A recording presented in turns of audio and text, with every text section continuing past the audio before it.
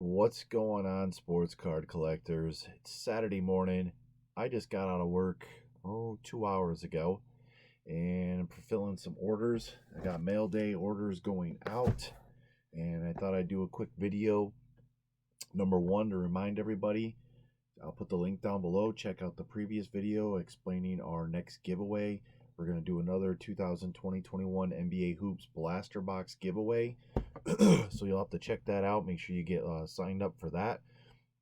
The giveaway will be taking place on Saturday, May 15th. I'll have the video loaded up by noon that day. So we'll have one lucky winner that will get that blaster box still sealed, unopened, for somebody to enjoy and rip. Hopefully there's some goodies inside there for them. And I thought what I would do is, I have a lot of cards. I have stacks over here.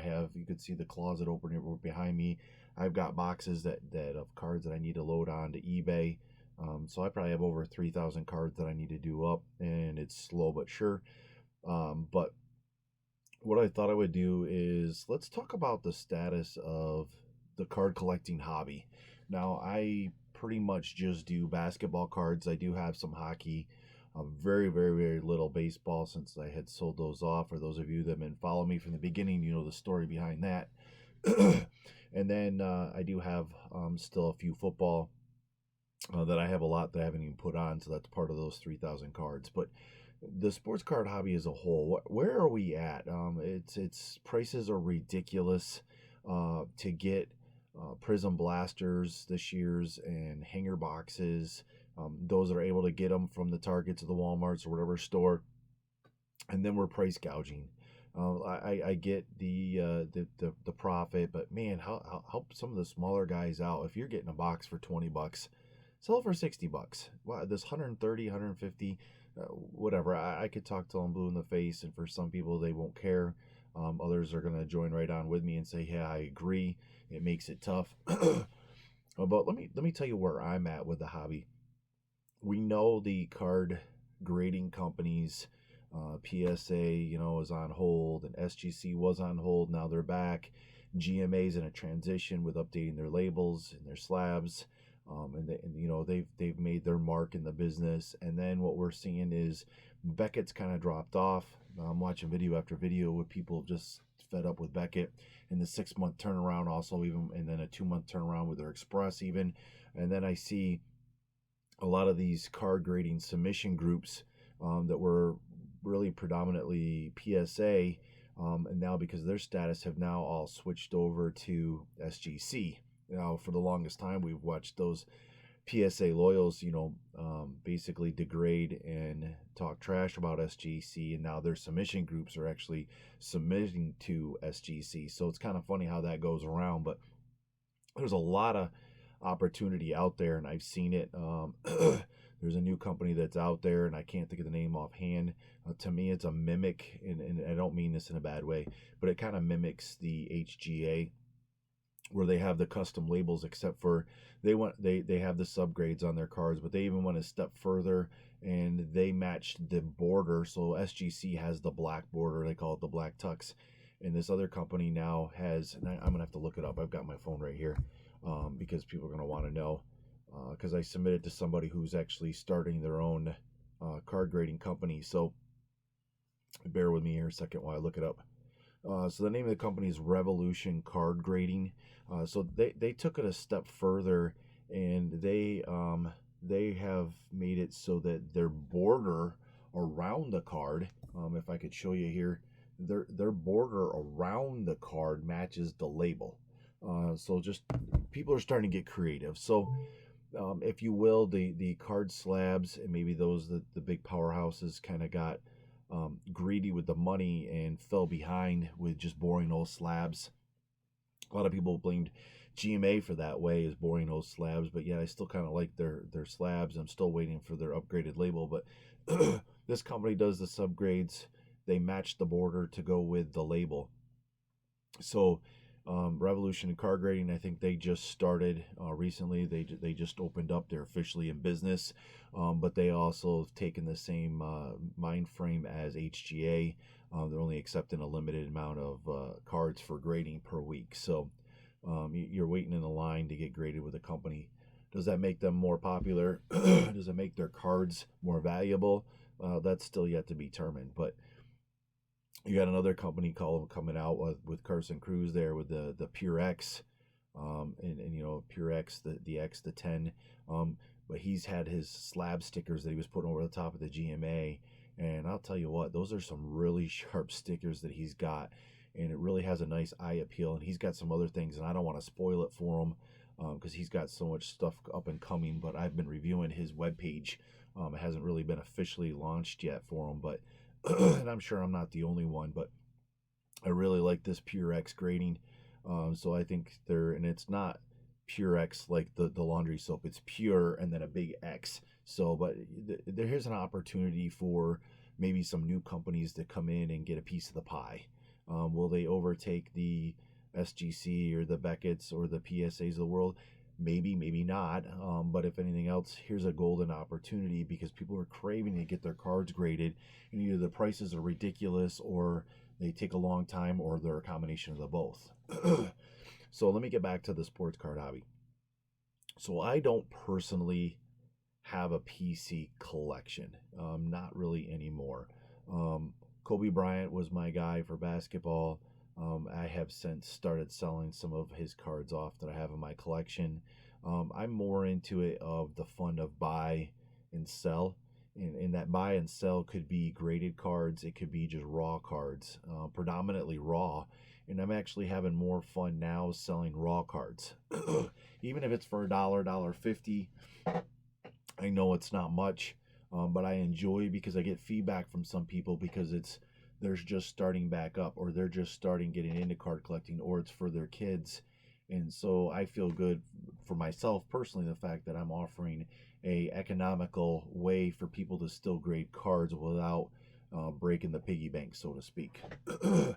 I still see it being manipulated by your bigger followers on YouTube, or your bigger buyers that have the funding to buy ridiculously prices on cards. What's going to happen is these cards are selling at such a high rate, it's going to drop back down, and somebody's going to end up getting caught and losing money off of it because some of these prices are just outrageous. For instance, LaMelo Ball. How does LaMelo Ball's rookie cards, the prices are going for higher than Luka Doncic or John Morant or Zion Williamson, and he really hasn't played a whole lot. He hasn't really proved a whole lot, and now he's sitting out. There was even an argument that he should still get Rookie of the Year. I totally disagree. Anthony Edwards has had a great year. Unfortunately, the Timberwolves will not make the playoffs. They're at the bottom of the barrel again. James Wiseman was having a great year, and then unfortunately he's got season-ending injury with his ACL. So, to me, I think he should be looking at a Rookie of the Year with helping the team get into the playoffs even. But that's not my choice. I don't get to make that decision. So I would say Anthony Edwards will probably end up getting the Rookie of the Year.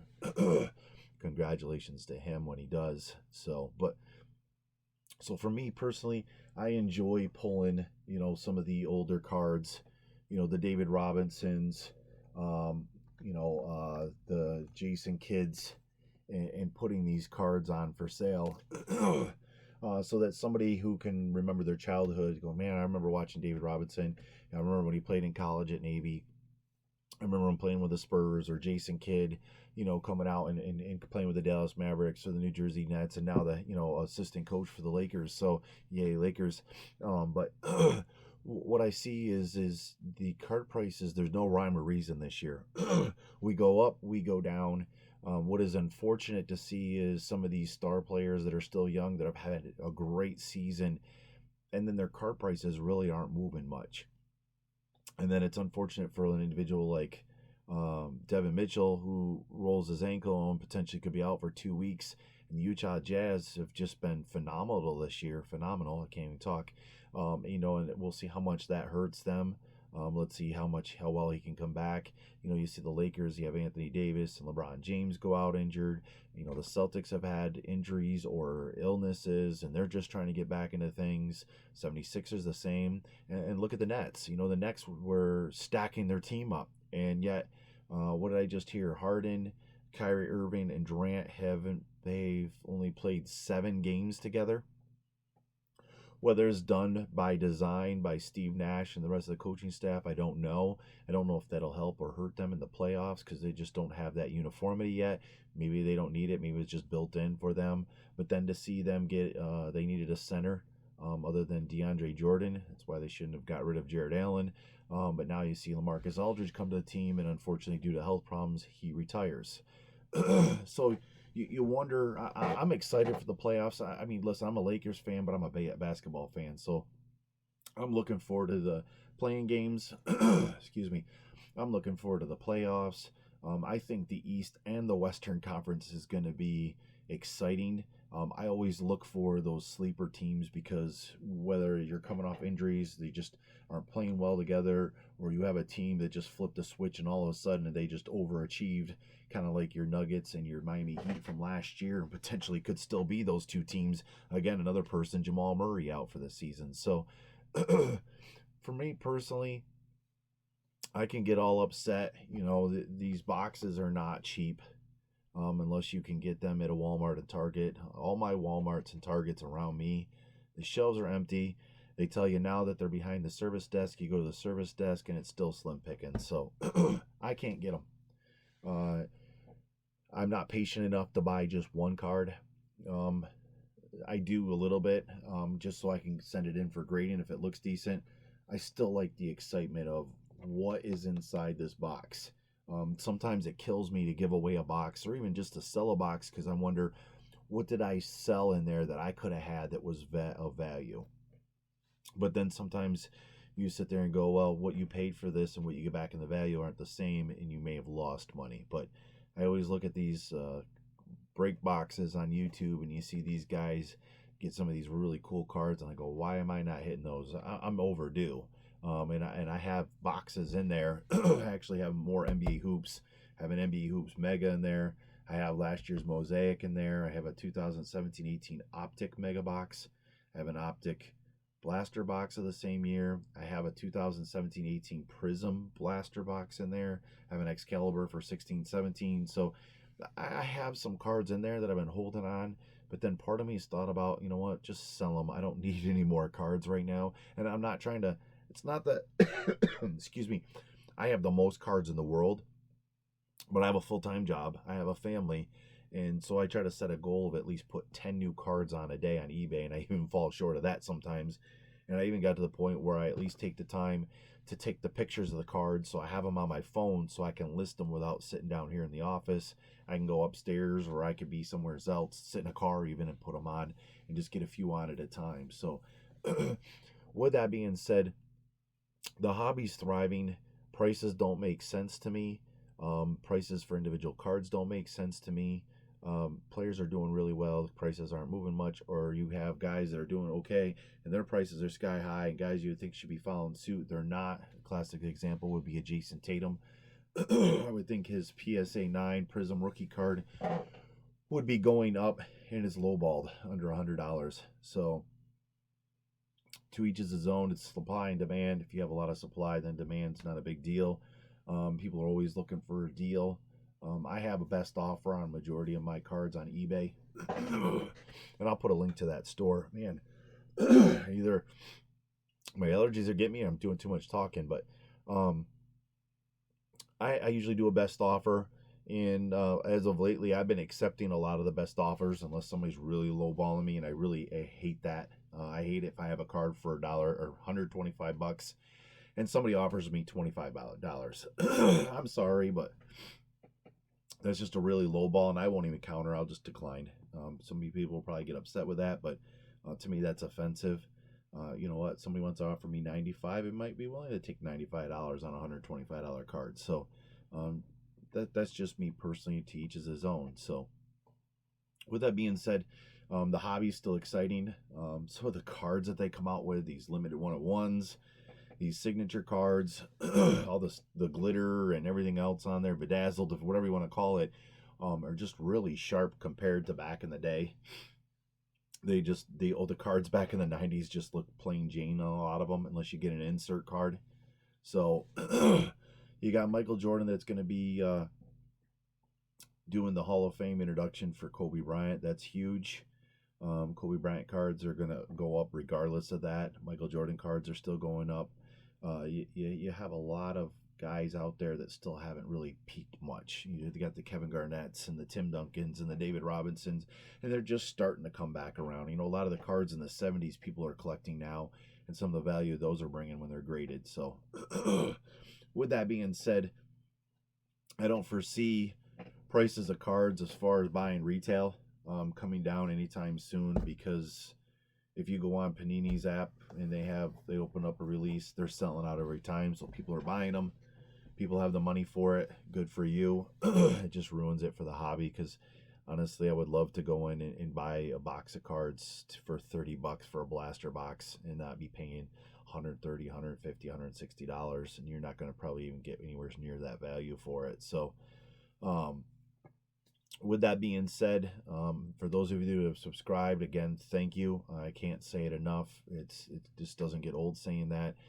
If you haven't subscribed, give it a subscribe. We'll probably doing another box break. Actually, I'll be doing another mail day coming up, because I have an SGC order coming in, and the turnaround's been really good with that, especially with the submission group, the Boca Raton SGC submission group off of Facebook. So shout out to Eric Drew, who submits that for our group. Like I said, GMA, I'm not done with them. I just need that new label. I just don't see myself submitting with the old label when I know the new label's coming. Even if it's 6 months down the road, I want to wait it out.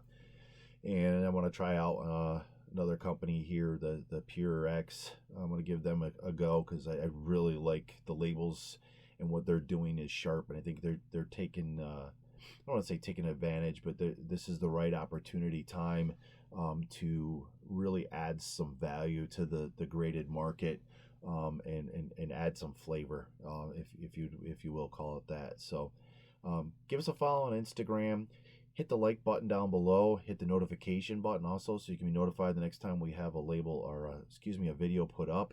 I appreciate that support, and it's free for you guys to do that. So free's good, and it definitely helps me out, helps me grow my numbers for my subscribers, because I do try to do a giveaway once a month or every other month without breaking the bank. So with that, guys, I appreciate you taking the time to watch and listen. Always appreciate your feedback, so please don't stop giving feedback. And as always, stay safe, stay healthy. We'll see you next time.